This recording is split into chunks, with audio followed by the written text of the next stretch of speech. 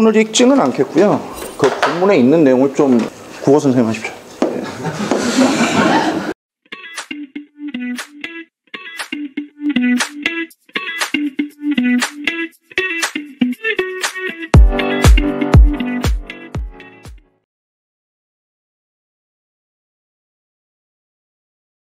아카데미에서 국어를 가르치는 김우범입니다. 이번 10월 고3 모의고사 문법 문제 중에 하나고요. 예, 바로 고등학교 3학년 2등급 선 잡고요. 설명을 해보겠습니다. 지금 여기서 제시되고 있는 거는 이제 의존명사의 결합관계에 관한 건데, 이제 결합관계에 관련된 것이 그 문법의 기본서에서 이렇게 다뤄지진 않아요.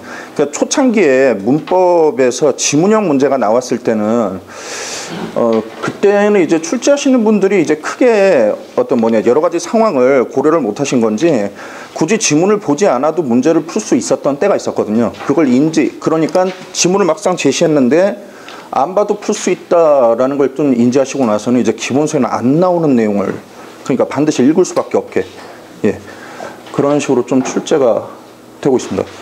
예, 그래서 이 문제는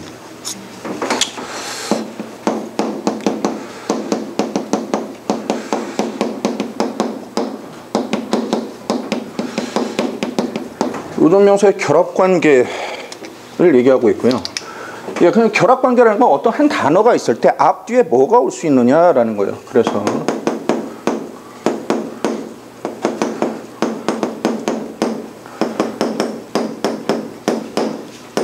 제한이라기보다는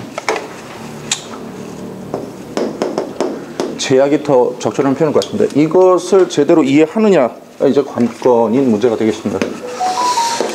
저 본문을 읽지는 않겠고요. 그 본문에 있는 내용을 좀 정리를 할게요. 그러니까 아까 말씀드린 대로 선후행에 무엇이 올 수 있느냐를 관련된 거기 때문에 몇 가지 의존명사의 예시를 들고 선행에 무엇이 올 수 있는지, 또 후행에 무엇이 올 수 있는지를 이제 본문에서 이야기를 하고 있습니다.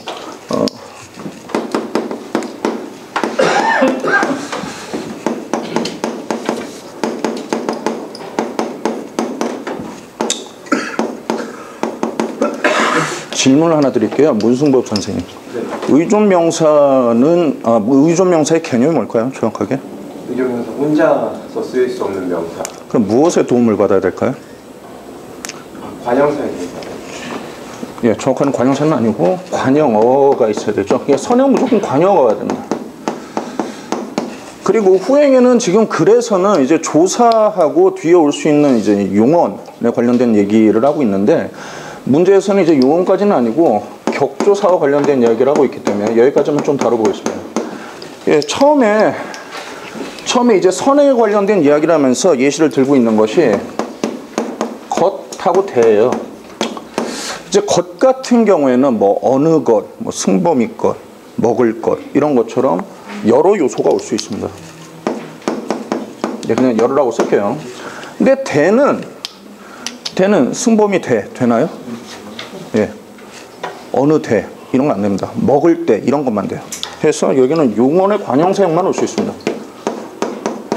말 그대로 지금 뭐예요? 결합 제약이 있는 거죠. 이해 되셨나요? 자, 그 다음에 이제 글에서는 여기까지만, 선행은 여기까지만 예시를 들고 있고, 그 다음에 뒤에 후행으로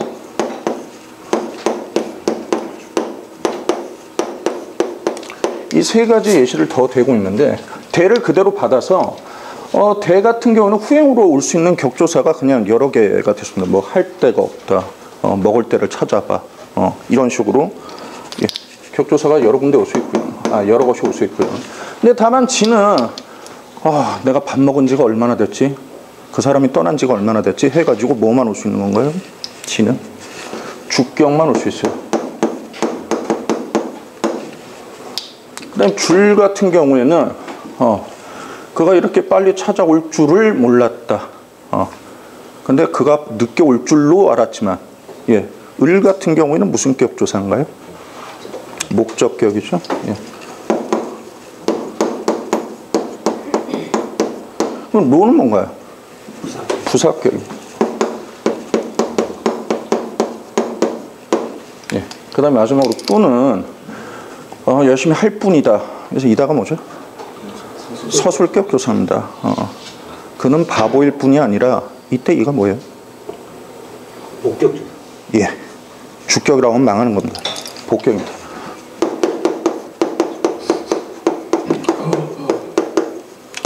그런데 지문에 복격이라고 나와 있기는 합니다. 지금 정리하다 보니까 좀 이렇게 된 거고, 예, 현대국어에서는 좀 이렇고요. 근데 실제 문제는 지금 중세국어와 연계해서 문제를 내고 있어요. 중세국어에서는 지금 두 가지 예시를 들고 있는데, 겉하고 D입니다. 이 D는 뭔지 짐작이 되시나요? 예, 이겁니다. 예, 현대국어에서는 D죠. 근데 D 같은 경우에는 지금 이거 같아요. 여기는 지금 선행에서 예시를 들지는 않았는데, 아까도 그가 떠난 지가 얼마나 됐지? 이런 것처럼 D 같은 경우는 앞으로 올 수 있는 거는 지금 용언의 관형사형 뿐입니다. 그리고 역시나 현대국어하고 똑같이 주격만. 것 같은 경우에는 또 현대국어하고 똑같습니다. 여러 개가 올 수 있고, 예, 격조사도 똑같습니다. 여러 개가 다 올 수 있어요. 이게 지금 지문에 있는 내용을 정리하는 것입니다. 문제로 좀 가볼까요?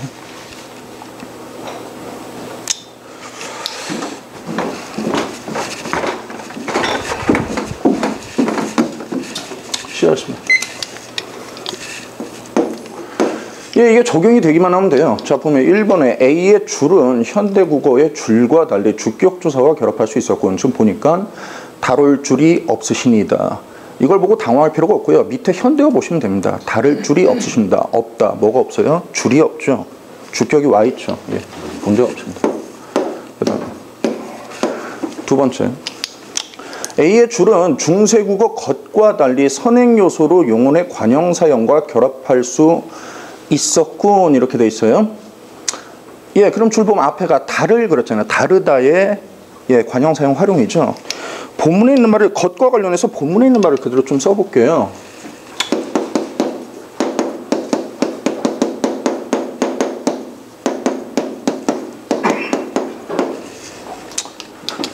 기한이 뭔가요? 기하다. 품사가 뭐죠? 관형사가 아니죠? 기하다는 형용사죠. 국어 선생님 하십시오. 예. 지금 선지에서 지금 뭐라고 했어요? 선지에서 선행요소로 용언의 관형사형. 그런데 것과 달리라고 했잖아요. 근데 것도 지금 명백히, 예, 용언의 관형사형이 오고 있습니다. 그래서 정답이 2번이에요. 나머지 확인하겠습니다. 자, 3번에 B의 대는, 예, 현대국어의 대하고 똑같습니다. 대는 현대국어 대와 같이 선행요소로 용언의 관형사형과 결합할 수 있었고, 본문을 이해도 되는데 눈치가 빠른 사람이면 저거 해석한 거 보면 바로 보이죠. 그렇죠? 대가 됐어요? 앞에 밝은 될, 그리고 밑에 해석도 밝은 대 해가지고 다 나와 있죠. 예, 3번 그냥 있는 그대로 보시면 됩니다. 그다음, 자, 네 번째, B의 대는 중세국어 D와 달리 목적격 조사와, 그러니까 밝은 델이라고 하는데 대를 줄인 거죠. 그 받침 리을이 그냥 목적격 조사 축약형입니다. 해서, 예, 그런데 G는요, 중세국어의 D는 원래 G라고 했죠. 그렇죠? 주격 조사하고만 결합할 수 있었죠. 예, 그러니까 적절합니다. 그다음, 자, C의 뿌는 현대국어 뿐과 달리 부사격 조사 보시면은 부현이랄 여말 뿐에 이런 공덕 뒤완이를 얻으리오라고 했습니다. 예, 뿐에라고 이어적기를 하고 있기 때문에 잘 안 보이면 밑에를 보시면 돼요. 부처님의 이름 생각할 뿐에라고 했잖아요. 그런데 여기 뿐은 뭐죠? 현대국어에서는 후행으로 사술격하고 복격이 올 수 있다라고 했죠. 그렇죠? 선지 다시 보시면 현대국어의 뿐과 달리 부사격 조사와 결합할 수 있었다 라고 해서, 예, 적절한 사례가 되겠습니다. 어떻게 좀 쉬워 보이신가요? 이게 오답률 10이었습니다. 그런데 아시겠지만은 이번에 국어는 전반적으로 좀, 그러니까 쉬운 기조를 하겠다는 어떤 정부의 정부의 방침에 영향을 받아서 그런지, 예, 전반적으로 어렵지 않게 나온 것은 맞아요. 보통 그러니까 45문제 중에 오답률 10이라고 하면 한 오답률이 어느 정도 될 것 같으신가요? 12임에도 불구하고 오답률이 27.1이었습니다. 거의 다 맞춘 거죠. 그렇죠? 수능에서 이렇게 나올 거라고 생각되지는 않아요. 그러니까 학생들한테도 그렇게 이야기를 하고 있고요. 그 비문학이 약간 쉬운 기조가 되는 대신에 문학에 좀 굉장히 힘을 줘야 되는 그런 상황이 될 겁니다. 그 변수가 좀 있는데 화작을 선택한 학생들과 좀 다르게, 그러니까 보통 여태까지 비문학을 제일 나중에 풀던 아이들의 어떤 그런 패턴이 있거든요. 아마 그래도 또 비문학이 어렵게 나오면 어떡하지? 라는 것 때문에 비문학을 나중에 풀고 보통 문학이나 선택을 먼저 들어갈 수 있단 말이에요. 근데 어떻게 실패한 경우가 많았냐면은 문법을 먼저 보다가 이것도 지금 36번, 그러니까 35번, 36번인데 보통 문법을 망쳤던 애들이 35번, 36번의 난이도에 너무 시간을 써버려가지고 심적으로 무너져가지고 망친 케이스가 많았습니다. 그래서 그 부분을 좀 주의하라고 이야기를 하고 있고요. 예, 10월, 그러니까 고3을 대상으로 10월 기준으로 할 때 10월의 시점에서 지금 여기서는 그러니까 문제 자체는 의존명사의 결합관계를 얘기하고 있지만은 실상 문제를 푸는 데 있어서 지금 관용어라든가 격조사라든가, 그렇죠? 이걸 또 확인하는데 또 무슨 어미란가 이런 소소한 요소들이 있단 말이에요. 아예 그러니까 진학을 포기한 학생이 아니라면은 10월 시점에서 지금 여기서 언급하지 않은, 그렇죠? 등급을 2등급을 잡았기 때문에 언급하지 않은 내용을 몰라가지고 하위 등급이라고 그걸 또 일일이 지도해야 되는 그런 상황은 그건 말이 안 되고요. 지금 이 상황에서 고3 기준으로.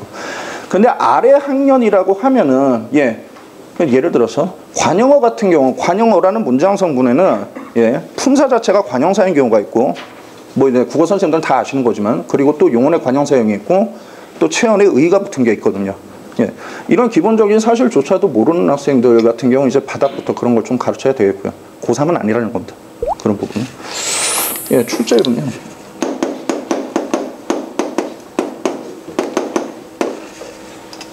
이번 모의고사에서 지금 제가 푼 거는 이제 그런 건 아니었지만은, 그러니까 문법에 좀 스테디셀러가 있어요. 중세문법, 지금 이게 중세문법이긴 한데, 중세문법에서 다른 걸 묻고 있죠.